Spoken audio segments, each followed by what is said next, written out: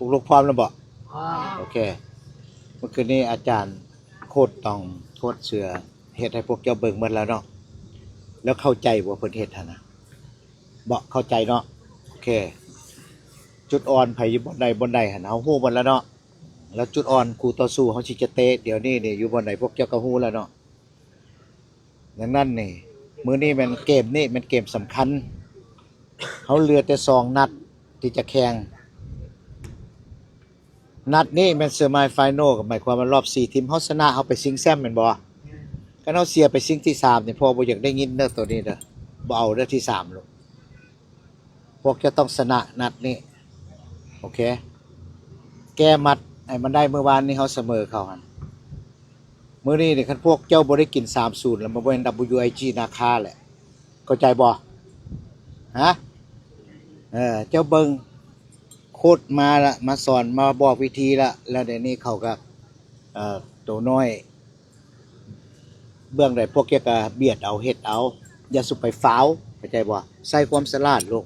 เอาความฉลาดมาใส่เฮ็ดอะไรเฮาสิชนะมื้อนี้หั่นเกมนี้เนี่ยชนะเกมนี้ละเกมที่2พวกแกก็มีความหวังละโอเคอยากบ่อยากเฮาบ่เจอบาซ่าก็เจอพวกอย่างปูเชียงไฮ้นี่เจ้าภาพนี่คันพวกแกชนะล่ะห้ามเสียเด็ดขาดนะเกมบ่น่าจะเสียเลยแหละมื้อนี้นะถ้าพวกเจ้าชนะพวกเจ้าฮู้บ่ทีมนี่น่ะมันทีมเต็ง1ของประเทศจีนเทงทีมเต็ง1ของงานนี้อีกและทีมเศรษฐีอีกเจ้ารวยที่สุดในเมืองกวางโจวนี่มันแล้วเด็กน้อยพวกนี้บ่แม่นอยู่เมืองกวางโจวเข้าใจบ่เขาคัดมาแต่ละเมืองมาโฮมกันมีคนเก่งๆหมดตัวน้อยๆเก่งๆมีตัวใหญ่เก่งมีเขาคัดมาหมดดังนั้นเฮาก็เก่งคือกันพวกเจ้าไปพานมาหลายประเทศกว่าเขาอีกแม่นด้วยแล้ว U11 นี่พวกลูกสิบ่มีโอกาสอีกแล้วเด้อครั้งสุดท้ายแล้วปีนี้เตะ U11 อยู่บาร์เซโลนาพวกเจ้าก็มีท่า U11 เนาะอันนี้ก็บายังเดียน U11 เท่านั้นจบพวกเจ้าสิมาเตะอีกก็บ่มีละบายังเดียนเข้าใจบ่ครั้งสุดท้ายพวกเจ้าท่ากับครั้งสุดท้ายแล้วถ้าพวกลูกชนะงานนี้แล้วไปชนะชิงแชมป์ได้นี่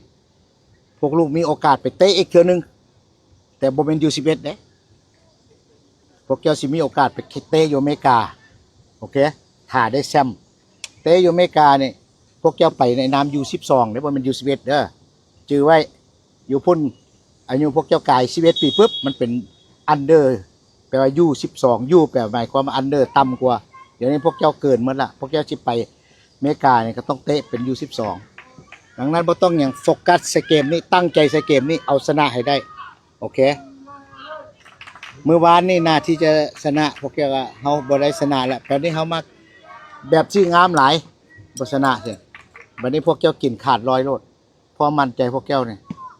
ถ้าพวกเจ้าเฮ็ดได้ตามโค้ดตามแผนนี่บ่ต่ำกว่า3เข้าใจบ่ลูกเฮ็ดให้มันได้โอเคพร้อมบ่ลูกเฉพาะเกมนี้พร้อมแล้วบ่พร้อมซ้ำใดพร้อมซ้ำใดพร้อมจักเปอร์เซ็นต์